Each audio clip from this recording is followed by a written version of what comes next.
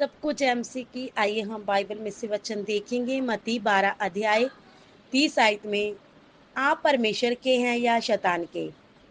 धार्मिकता के गुलाम हैं या पाप के गुलाम? आप धर्मी हैं या पापी हैं?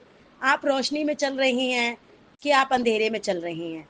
तो परमेश्वर के साथ मिलाप में हैं या परमेश्वर के विरोध में हैं? आप आत्मिक मन वाले हैं या संसारिक मन वाले हैं? जो परमेश्वर की आज्ञा को स्वीकार करना और मानना नहीं चाहते, वो शैतान की तरफ से है।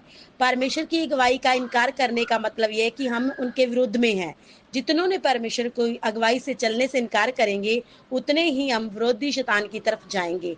परमेश्वर के अधीन होना है, बहुत महत्वपूर्ण और ज़रूरी बात है। बाइबल में हम वचन देखते हैं याकूब 4 का 7 में, सबसे पहले हमने परमेश्वर के अधीन होना है और उसकी अगुवाई में होना है।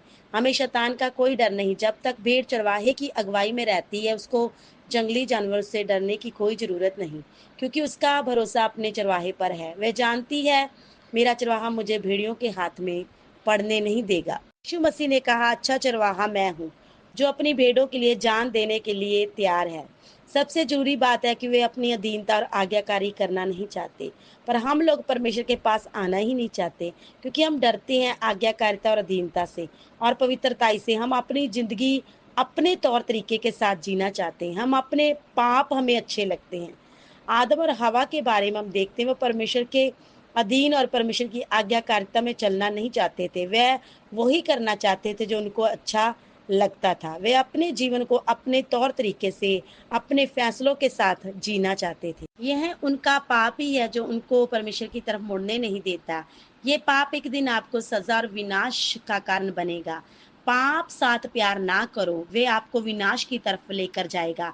पाप से प्यार ना करो जो आपकी आत्मा का दुश्मन है। परमेश्वर से प्यार करो जो आपकी आत्मा को बचाना चाहता है। पाप से नफरत करो जो आपकी आत्मा का विनाश चाहता है। वचन में लिखा है, बुराई से बैर और भलाई से प्रीति रखो।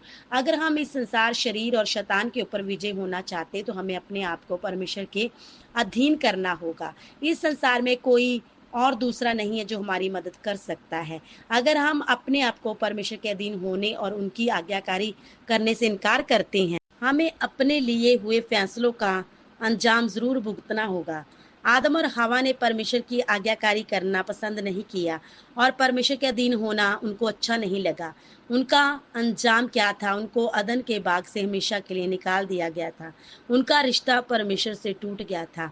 अगर हम परमेश्वर के नज़दीक होकर उनकी अगुवाई में चलेंगे, जो हमारी चट्टान है, जो हमारा गढ़ है, हमें हमारे विरोधी का कोई डर नहीं होगा।